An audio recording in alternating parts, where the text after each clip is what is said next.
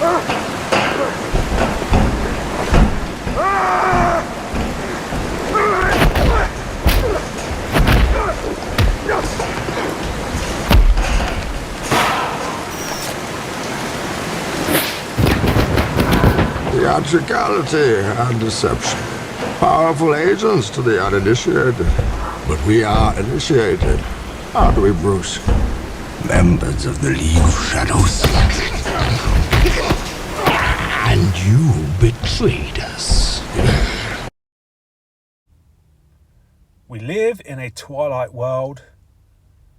Let's do a recording. I don't know if this is going to be a quick one or a long one. We'll just see how it goes, yeah? So, and by the way, just to let you all know, I'm not really in the mood to be doing a recording. I'm never really in the mood to be doing a recording, but here we are, yeah?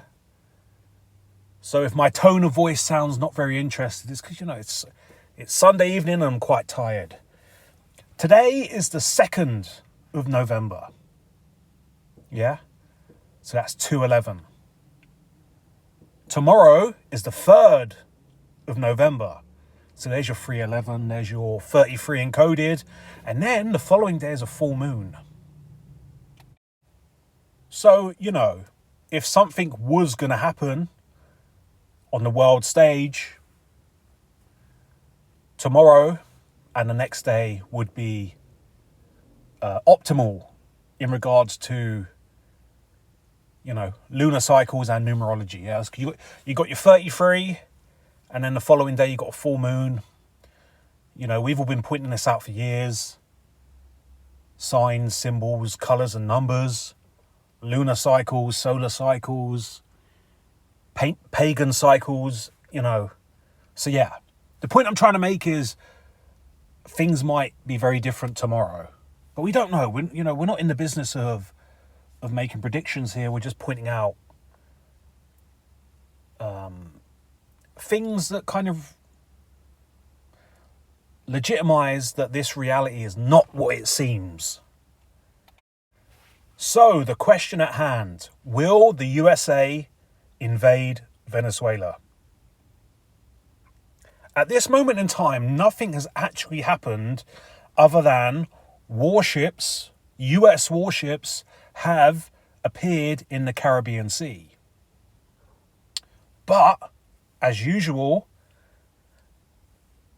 the internet and all of the folks that are possessed by the internet, that are controlled by the internet, are going crazy about this, right? It's one podcast after another, after another, after another, okay? But nothing's actually happened. At this moment in time, only 10 US Navy vessels have appeared in the Caribbean. Now, that's not really a big deal because where were they before? Were those 10 Navy vessels in the Baltic Sea? It wasn't world stage news, was it? Once again, we have a situation where it's a regular, everyday occurrence, but the story being overlaid creates fear of the mind. And this, of course, is the thing that's powering reality at the moment, and this all ties into the 4th Industrial Revolution, yeah? And, of course, illusion warfare. So, like I said, today is the 2nd of November, 2025. This has been going on for about 2 months now.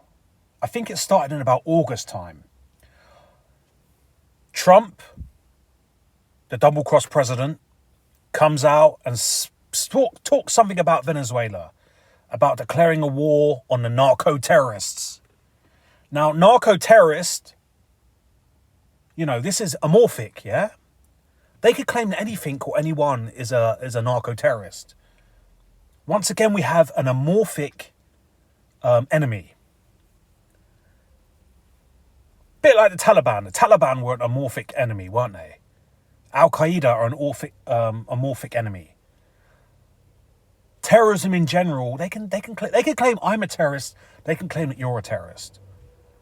So, Trump comes out and says he's going to, you know, crack down or use the military to tackle narco-terrorism that is stemming from Venezuela. Then some US Navy warships move into the Caribbean Sea. Then the Trump administration releases a few grainy videos of what are said to be narco-terrorist speedboats transporting drugs. Grainy videos of them getting blown up. Yeah. Like so, yeah. Now these are the same kind of videos that we are getting from Ukraine, the same kind of videos that we got all the way through the Iraq-Afghanistan wars. Yeah. It's supposedly from either a drone or a fighter jet or a helicopter. And it's got that sort of grey tone, which we associate with military surveillance filming equipment. You know, the kind of tone where it's either infrared or thermal, or it has the ability to switch to both. But yeah, again, this is what we're used to for our whole lives of, when it comes to military-esque footage, we see it as this, okay? But we have to understand that this is so easy for AI to manufacture. Because right now, at this moment in time, 2025, there are amateur people buying AI software. And as you've probably seen at some point over the last couple of months, they're making videos of dogs and cats firing rocket launchers out into the street.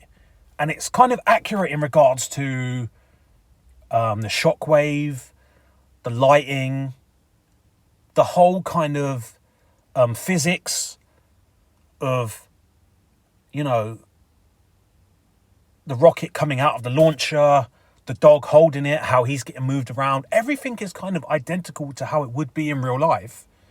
Yet, of course, it's obviously not real because a dog and a cat cannot shoot a rocket launcher. Now, the point I'm trying to make is, if a civilian sitting at home in his bedroom can make this kind of video with some AI software that probably costs about 50 quid, $50, think about what the likes of MI6, the CIA, and Mossad can make with their unlimited budget and their technology that is 50 to 100 years ahead of anything we can ever imagine. The point I'm trying to make here is these grainy photos of narco drug boats being blown up, tanks being blown up in Ukraine, buildings being decimated in Gaza are just a click of a button away when it comes to being made via AI. This is something I've been trying to get people to understand for a long time now. At this moment in time, it's only for you personally, it's only pixels on a screen. Until you or someone you trust, who's a very, very honest human being with integrity, goes and does a boots on the ground, it is only pixels on a screen. But anyway, let's get back to the main point. 2 months this has been going on. Warships have appeared in the Caribbean Sea. And then stories have just been overlaid on top of that. Now think how many hundreds of thousands, maybe even tens of thousands of podcasts and blogs and shorts and reels and TikToks and Instagram posts, whatever, have been done regarding speculation about what this is all about. This is why I'm saying it's more gunboat theatricality than it is actually gunboat diplomacy. All that's happened is US Navy boats have turned up somewhere in the sea, which they do anyway. those 10 warships are always somewhere at some point in time. A story's been overlaid on top, and it's sent people bonkers in regards to speculation and predictions, and just in general, spending time on the internet. This is what I talk about when I'm trying to say the whole point of any illusion operation is to trigger the butterfly effect. If you imagine like a flame, okay, there's a flame in the middle of a garden. One person turns up and throws a log on it.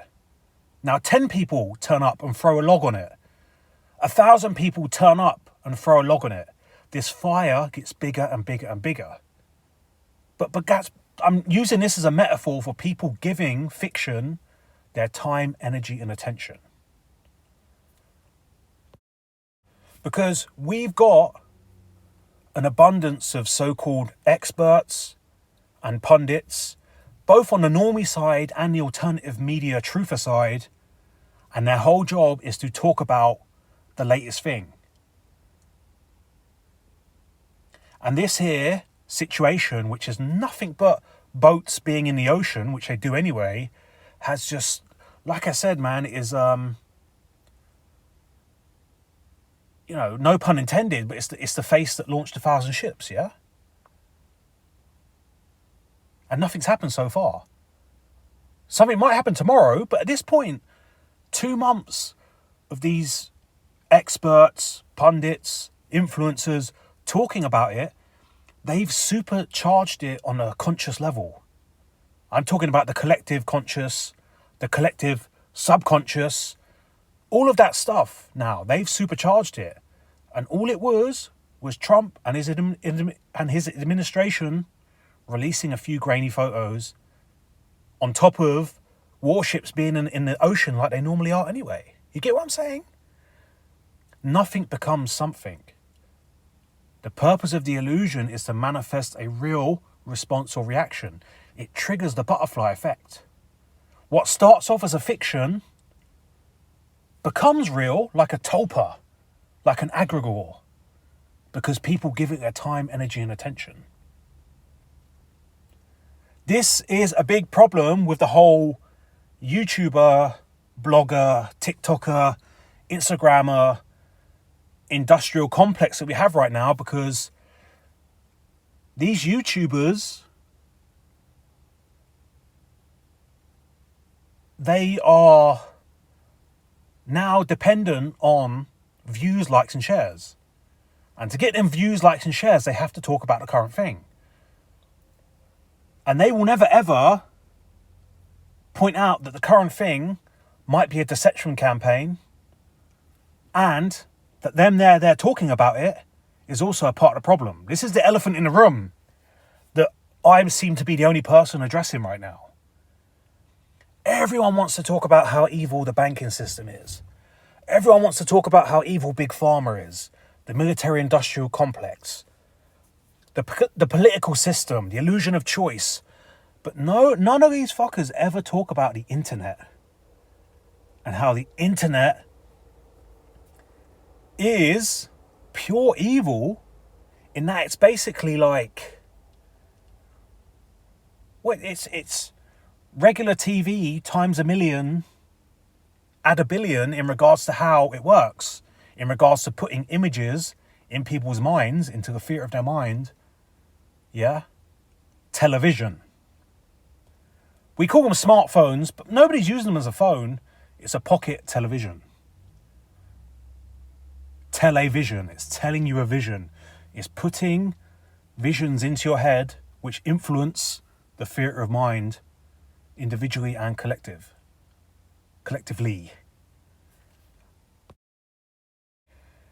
Anyway, that's enough about the whole, I guess you'd call that the woo-woo side of things, about how the whole point of anything really in regards to world stage theatre is about taking our time, energy, and attention. Let's actually talk about, let's go back to physical 3D reality. As far as like, will there actually be a war? Like, will there be anything significant? and genuine about the war. So will there be like soldiers fighting soldiers? Probably not, yeah. There's only about, last I heard, there's about 6,000 US Marines. Now you have to remember, when they say 6,000 US Marines, only about 2,000 of them will be combat troops that are there to prioritize door-to-door, street-to-street fighting. The rest will be medics, chefs, drivers, mechanics, plumbers, the guys that repair weapons. Yeah? You always have to reduce that number that they say by about a third. Because that's how the military works. You can't have combat troops without the supporting troops. And there's always more supporting troops than there are combat troops. And the supporting troops are never as fit and as ferocious as combat troops. That's just how it is. Now, are they? What are 3,000 US Marines going to do to a country like Venezuela? Nothing. The reality of war, a real war, is that in taking a taking a small, mediumly fortified European village, you're expected to lose 10,000 troops. That's in a real war. But, let's be honest, when was the last time there's been a real war ever?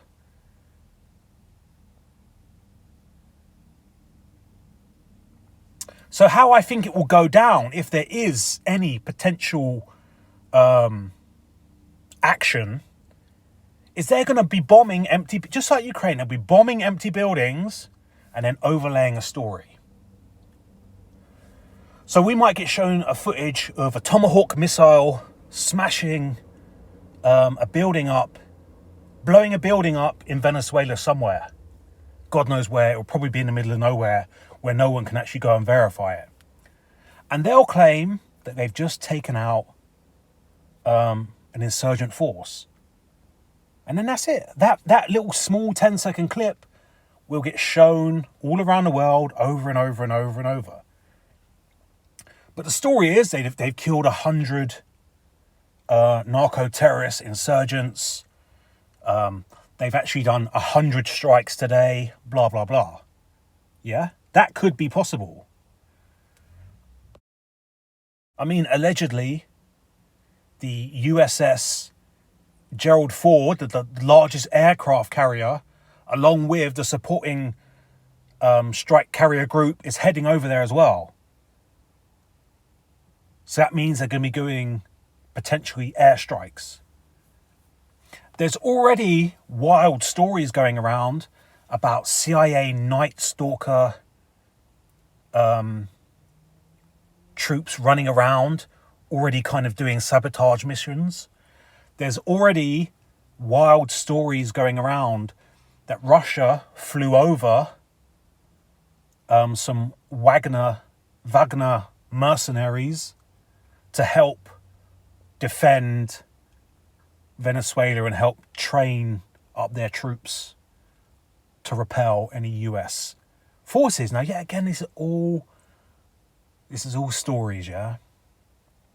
As Sun Tzu says, all warfare is based upon deception.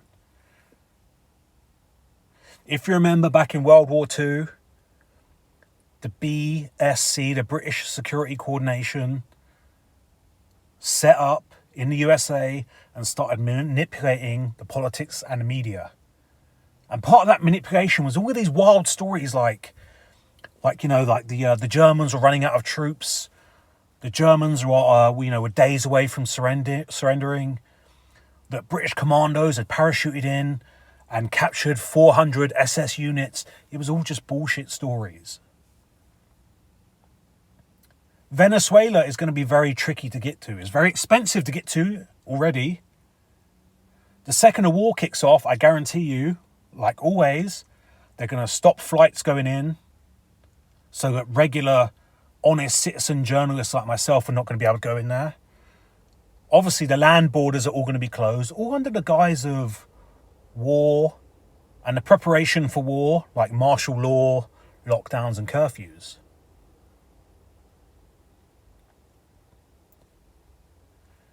Now, here's the thing that's going to piss everyone off, especially the Americans listening. The problem with the USA is, when it comes to their military, you know, the US military is the best of the best of the best of doing its mission. And the US military's main mission is always to lose a war in the most expensive way it can.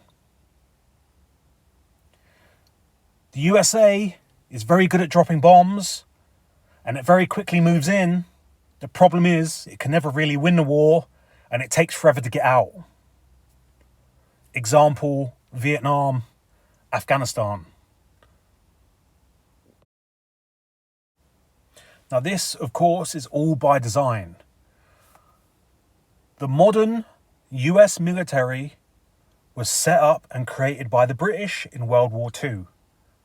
Prior to World War II, it's quite known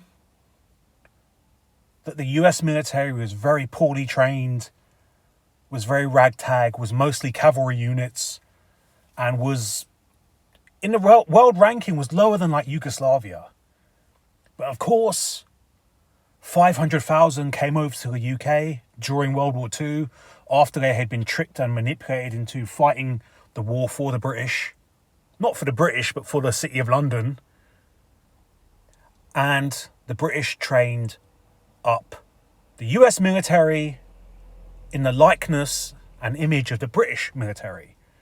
You look at the US military now, the way they talk, the lingo, the little nicknames, but most importantly how they dress is exactly the same as the British military. But the only difference is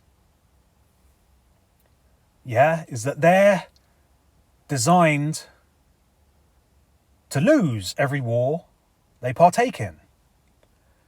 They're a big, bulky army, and that's not always, it's not a good thing. And they rely solely on firepower, mostly air power. And if we look at things like Vietnam, as well as Afghanistan, what the US tends to do is, if the initial dropping of bombs, firepower doesn't work, they then choose to use more firepower and more and it becomes a money pit. It becomes super expensive. It goes on and on.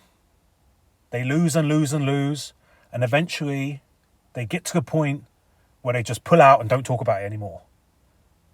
No one has really ever addressed Vietnam. No one has ever really addressed Afghanistan. In regards to what went wrong, why were they there in the first place, why didn't they change their tactics, and so on. Traditionally, Americans do not like using deception. They see it as un-American. They also don't like playing the battle for hearts and minds, as in winning over the people. They more take the approach of grab them by the balls, and their minds will follow.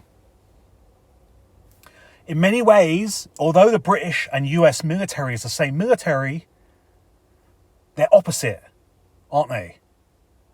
America is very big and very expensive, but poorly trained in regards to current day standards.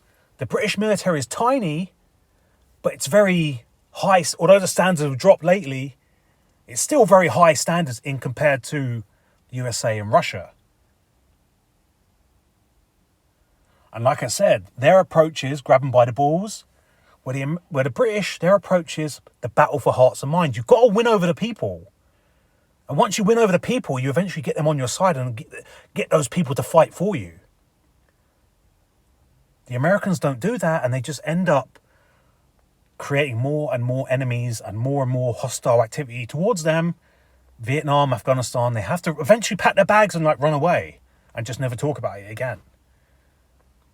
So is this potentially going to be Another Vietnam for the USA? Maybe. Maybe not. Things are very different now. You have to remember that even extremely poor people, the most poorest of poor people, have a pretty reasonable camera phone in their pocket. So a lot of the lies and fictions that they got away with, when I say they, I mean the hidden hand who controls the US forces, the insurgents, and controls the whole battlefield like a chessboard. A lot of the fiction and lies that were gotten away with in World War I, World War II, Vietnam, and the early parts of Afghanistan, they're going to be tricky to do now because, yeah. And nobody who's in the right place at the right time with their camera phone might accidentally film something that reveals the magician's trick, isn't it? So if there is going to be a war in Venezuela, it's going to be very much like Ukraine and Gaza. It's going to be happening in places that are shut off from the public, and where regular soldiers are, unknowingly to them, creating a perimeter around it and stopping civilians getting in and potentially exposing the truth or accidentally revealing the truth, if you get what I'm saying.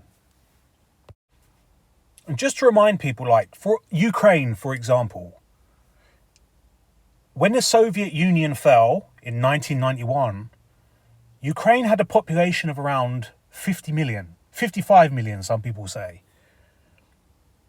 In 2022, at the start of the war, the population was 20 million. For anyone who's half asleep, that's 30 million people, some Ukrainians, some Russians, some neither here nor there, Romanian, whatever that was in there. 30 million people had left Ukraine. For obvious reasons, right? It's the poorest country in Europe. And I think it was like the third poorest country in the world in regards to failing to grow GDP and all that kind of stuff. So rightly so, for economic reasons, people left. And as well, you remember the Soviet Union was paying, because of its works program, paying villages to be populated. The point I'm trying to make is that when 30 million people left, that leaves a lot of empty villages, empty towns, empty cities. In general, it leaves a lot of buildings empty. These are the buildings that are now getting blown up in the war. The war in Ukraine that's supposedly happening right now. You can get away with a fake and phony war in eastern Ukraine because there's an abundance of derelict, unused, empty buildings that you can blow up and then claim you've just blown up a load of Russians or you've just blown up a load of Ukrainians. It works both ways.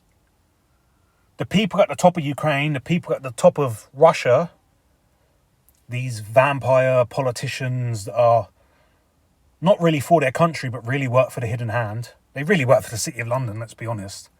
They know about this. They're working together. The poor fuckers at the bottom, they don't know. They're just being used as pawns.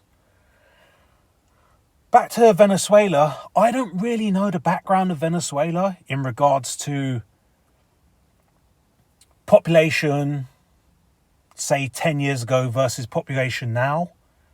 Have a lot of people left Venezuela?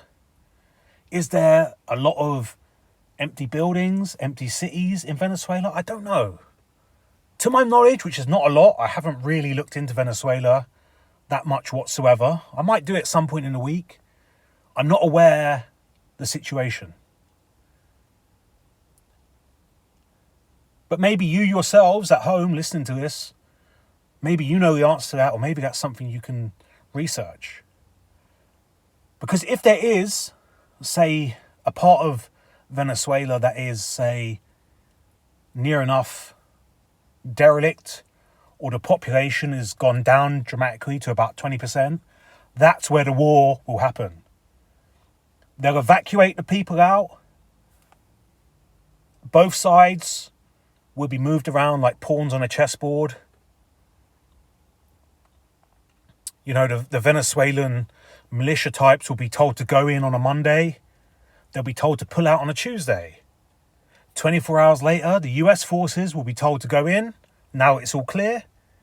Until they are given the green light to move out or forward. Yeah? Shadow boxing. Think of it like shadow boxing.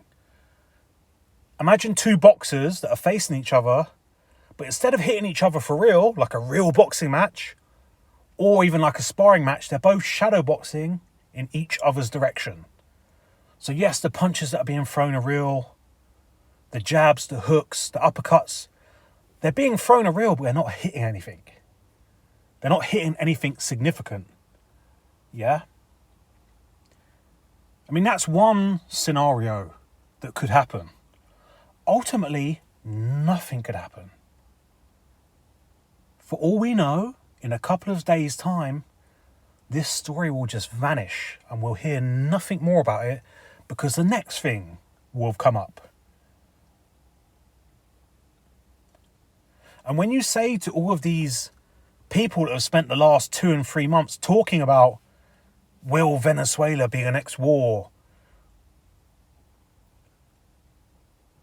Will anything happen in Venezuela? Will the US invade Venezuela? Because most of these people got brain rot, they won't even remember what you're talking about because they'll be so heavily hypnotized and fooled by the next thing. I mean, today in the news, Trump, good old Trump, he was talking about military intervention in Nigeria because of the amount of Christians that are being supposedly genocide levels of killings that are going on allegedly in Nigeria. He's talking about military intervention there. So once again,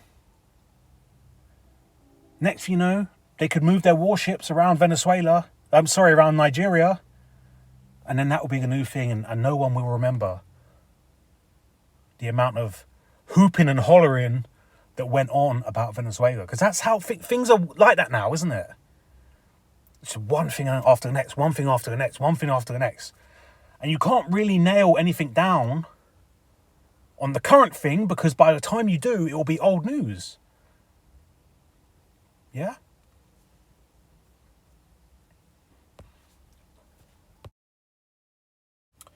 So yeah, that's all I can really say. And I haven't really helped anyone or changed anything with this conversation here.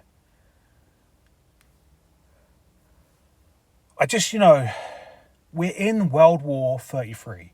World War 33 started on the 22nd of the 2nd, 2022.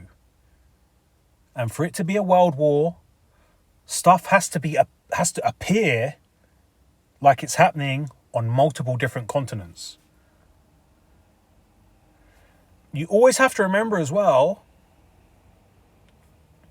in 50 years' time, although nothing has actually happened in Venezuela yet, and nothing might not happen, in 50 years' time, those who control the history books and the internet could easily just say that something did happen. They could just conjure up this story about how 50,000 US troops done a beach landing and captured Caracas. And then Russian forces, landed further down the beach, 50 miles down and helped push the US. They could just conjure up this wild story about grand, large armies doing beach invasions and thousands of people are dying. Who's going to be there to challenge them? 50 years' time, I probably ain't going to be alive. And if I am alive, I'm just going to be an old man with dementia. And I'll be telling the kids, that was a lie. That never really happened. They'll be, okay, Granddad, whatever. Oh, Granddad's dementia's kicking off again. He's talking about the invasion of Venezuela being a lie. You know what I'm saying? I've been making this point for a long time as well. Like all of these huge NATO exercises that are going on, these drills, exercises, rehearsals. What's to say in 50 years' time they don't just They just merely from a tap on their AI supercomputer, edit all of the archives and say that it wasn't an exercise, it was real. That NATO was really fighting the Russians over in Estonia. That NATO really was fighting the Russians through Poland. You get what I'm saying?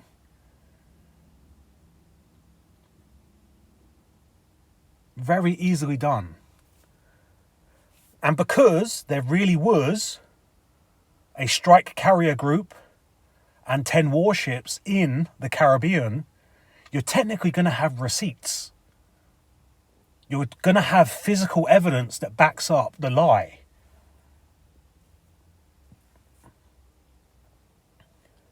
It's only that little additional adding on of a story that will be different.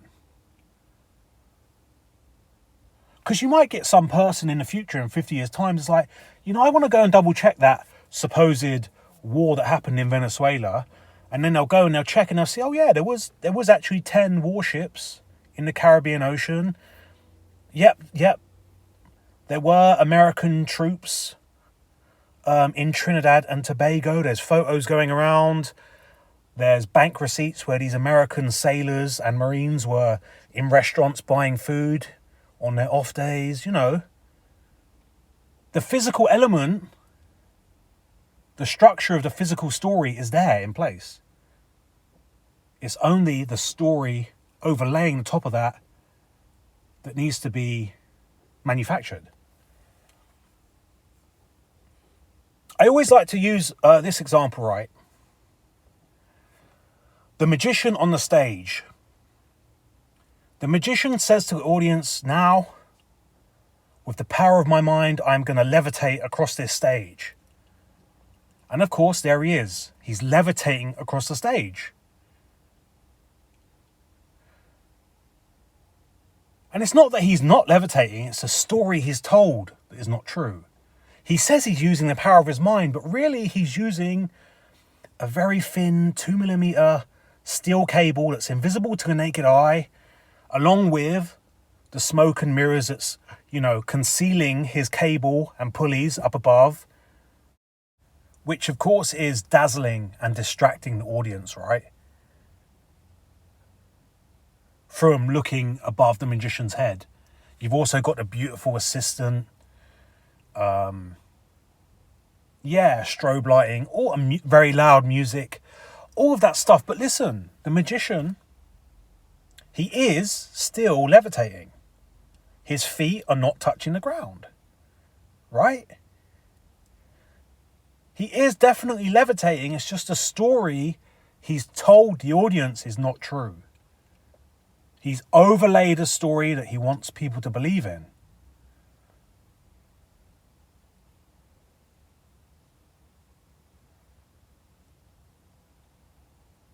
And that, I think, is a good metaphor and analogy for how these wars are done. Yes, there are currently warships in the Caribbean, but are they actually going to be involved in a genuine peer-to-peer war with actual deadly explosions and high casualty rates? That's a different story, isn't it? The difference between a real story and a truthful story. And this is why boots on the ground journalism is so important, especially from people that have no skin in the game, that are not backed by a corporate news media entity.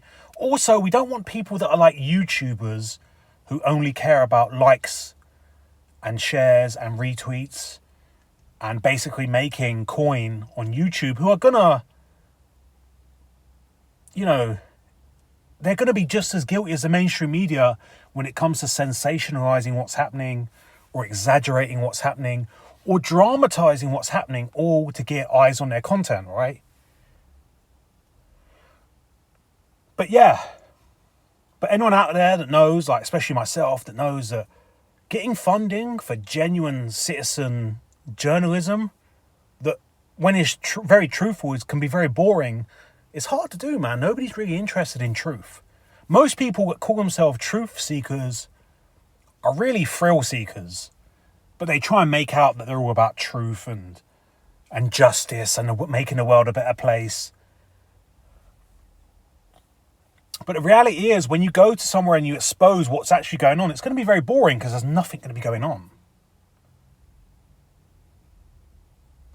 Anyway, we don't want to go on a tangent rant about the lack of money and funding that is around in regards to citizen journalists.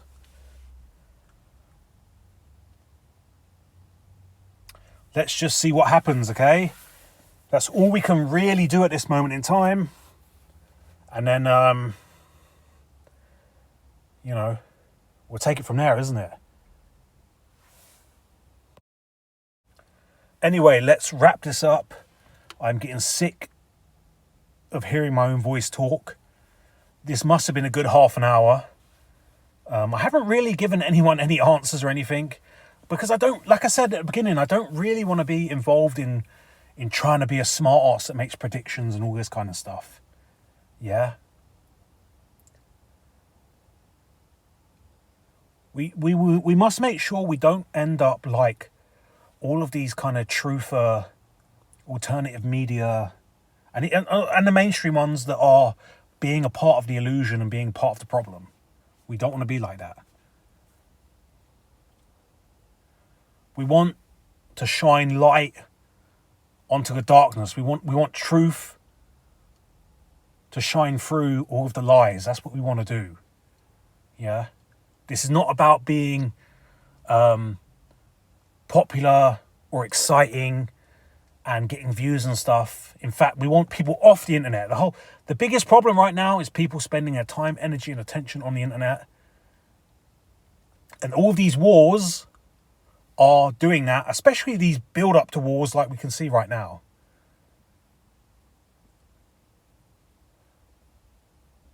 Tomorrow is the 3rd of November. That's a free. The following day is a full moon. So let's just wait and see what happens. We live in a twilight world, and there are no friends at dusk.